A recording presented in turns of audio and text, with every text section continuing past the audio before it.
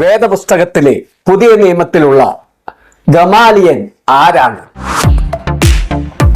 അപ്പോസ്തല പ്രവർത്തികളുടെ പുസ്തകം 5-ാം അധ്യായത്തിൽ ഒരു നിർണായക ഘട്ടത്തിൽ യഹൂദന്മാരെ ഉപദേശിക്കുവാൻ വേണ്ടി ഗമാലിയൻ എഴുന്നേൽക്കുന്ന ഒരു കാഴ്ച നമുക്ക് കാണുവാൻ കഴിയും. അതെങ്ങനെയാണെന്ന് നമുക്ക് നോക്കാം.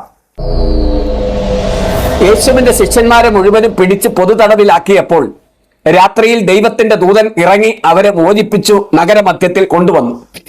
പടനായകൻ സേവകരുമായി ഇവരെ പിടിച്ച് തടവിലാക്കുവാൻ ഭാവിച്ചെങ്കിലും ജനം ഇളകി തങ്ങളെ കല്ലെറിയുമെന്ന് ഭയപ്പെട്ടു ന്യായാധിപ സംഘത്തിന്റെ മുമ്പിൽ നിർത്തി.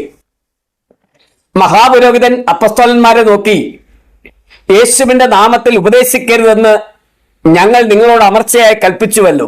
നിങ്ങളോ യെരുശലേമിനെ നിങ്ങളുടെ ഉപദേശം കൊണ്ട് നിറച്ചിരിക്കുന്നു.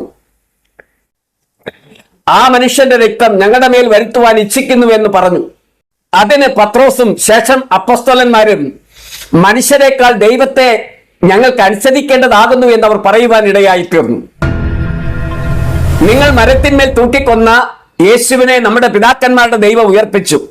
ഇസ്രായേലിന് മാനസാന്തരവും പാപമോചനവും നൽകുവാൻ ദൈവം അവനെ പ്രഭുവായും രക്ഷിതാവായും തന്റെ വലം കൈയാൽ ഉയർത്തിയിരിക്കുന്നു.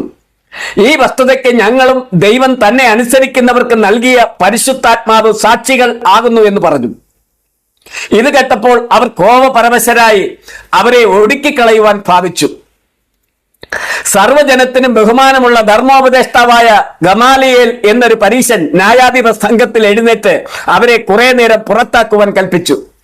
പിന്നെ അവൻ അവരോട്, ഇസ്രായേൽ പുരുഷന്മാരെ, ഈ മനുഷ്യരുടെ കാര്യത്തിൽ നിങ്ങൾ എന്ത് ചെയ്യുവാൻ പോകുന്നുവെന്ന് സൂക്ഷിച്ചുകൊള്ളുവിൻ. ഈ നാളുകൾക്ക് മുൻപേ തദാസ് എന്നവൻ എഴുന്നേറ്റ് താൻ മഹാൻ എന്ന് നടിച്ച് ഏകദേശം 400 പുരുഷന്മാർ അവനോടുകൂടെ ചേർന്നുകൂടി. എങ്കിലും അവൻ നശിക്കുകയും അവനെ അനുസരിച്ചവർ എല്ലാവരും ചിന്നി ഒന്നുമില്ലാതാവുകയും ചെയ്തു. അവന്റെ ശേഷം ഗലീലക്കാരനായ യൂദ ചാർത്തലിന്റെ കാലത്ത് എഴുന്നേറ്റ് ജനത്തെ തന്റെ പക്ഷം ചേരുവാൻ വശീകരിച്ചു. അവനും നശിച്ചു. അവനെ അനുസരിച്ചവരൊക്കെയും ചിതറിപ്പോയി.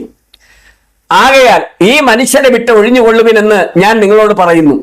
ഈ ആലോചനയോ പ്രവൃത്തിയോ മാനുഷ്യമെന്ന് വരികിൽ അത് നശിച്ചു പോകും. ദൈവികമെങ്കിലോ നിങ്ങൾക്കത് നശിപ്പിക്കാൻ കഴിയുകയില്ല. നിങ്ങൾ ദൈവത്തോട് പോരാടുന്നു എന്ന് വരരുതല്ലോ എന്ന് അവൻ പറഞ്ഞു. അവർ അവനെ അനുസരിച്ചു അപ്പസ്തോലന്മാരെ വരുത്തി അടിപ്പിച്ചു. ഇനി യേശുവിന്റെ നാമത്തിൽ സംസാരിക്കരുതെന്ന് കൽപ്പിച്ച് വിട്ടയച്ചു. യഹൂദന്മാരുടെ മധ്യത്തിൽ വളരെ ബഹുമാനിക്കുന്ന ഒരു വ്യക്തിയാണ് ഗമാലിയേൽ. അത് അപ്പസ്തോലനായ പൗലോസിന്റെ ഗുരുനാഥനാണ്. അത് അപ്പസ്തോല പ്രവൃത്തി 22-ാം അധ്യായം 3-ാം വാക്യത്തിൽ പൗലോസ് അത് അനുസ്മരിക്കുന്നുണ്ട്. ഞാൻ കിലിക്കിയയിലെ തർസോസിൽ ജനിച്ച യഹൂദനും ഈ നഗരത്തിൽ വളർന്ന് ഗമാലിയന്റെ കാൽക്കീഴിൽ ഇരുന്ന് പിതാക്കന്മാരുടെ ന്യായപ്രമാണം സൂക്ഷ്മതയോടെ അഭ്യസിച്ചു ആകയാൽ നിങ്ങൾ എല്ലാവരും ഇന്ന് ഇരിക്കുന്നത് പോലെ ദൈവസേവയിൽ എരിവുള്ളവനായിരുന്നു. അക്കാലത്തെ പ്രസിദ്ധനായ വേദപണ്ഡിതനായ ഹില്ലേലിന്റെ കൊച്ചുമകനാണ് ഗമാലിയേൽ. ഗമാലിയേലിന്റെ അപ്പനാണ് യെരുശലേം ദേവാലയത്തിൽ യേശുവിനെ കൈകളിലേന്തി ദൈവത്തെ മഹത്വപ്പെടുത്തിയ ശീമോൻ. ഗമാലിയേലിനെ ചരിത്രം വിശേഷിപ്പിച്ചത് നിയമത്തിന്റെ സൗന്ദര്യമെന്ന ഓമനപ്പേരിലാണ്. യെരുശലേം ദേവാലയം നശിക്കുന്നതിന്റെ 18 കൊല്ലം മുമ്പാണ് ഗമാലിയേൽ മരിച്ചത്. ഒരു പരീശനായി ജനിക്കുകയും ഒരു പരീശനായി മരിക്കുകയും ചെയ്തു ഗമാലിയേൽ. എന്നാൽ യേശുവുമായിട്ടോ യേശുവിന്റെ ശിഷ്യന്മാരുമായിട്ടോ മറ്റെന്തെങ്കിലും ഉണ്ടായതിനോ ഒരു തെളിവും അവശേഷിക്കുന്നില്ല. ഗമാലിയേൽ റബ്ബി മരിച്ചതോടുകൂടി യഹൂദന്മാർക്ക് ന്യായപ്രമാണത്തോട് ബഹുമാനമില്ലാതെയായി. വിശുദ്ധിയും സംയമനവും നീതിയും ഒരു സമയത്ത് മരിച്ചു എന്നാണ് ഗമാലിയേലിന്റെ മരണത്തിന് ശേഷം ആളുകൾ പറഞ്ഞു വെച്ചത്.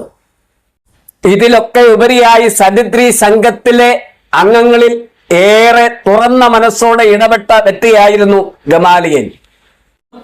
തിരുവചനത്തോട് അടുക്കുമ്പോൾ ഒരു തുറന്ന മനസ്സോടുകൂടി ദൈവത്തിന്റെ പരിശുദ്ധാത്മാവിൽ ദൈവത്തോട് യേശുക്രിസ്തു മുഖാന്തരം അടുത്തു ചെല്ലുന്നതാണ് ഏറ്റവും അഭികാമ്യം.